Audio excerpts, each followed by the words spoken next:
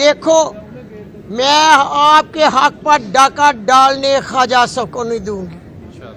मैं आज ख्वाजा आसिफ के बारे में स्टे हो चुका है, उसके आर्डर जारी नहीं होंगे, ये जंग जारी रहेगी इंशाअल्लाह ताला।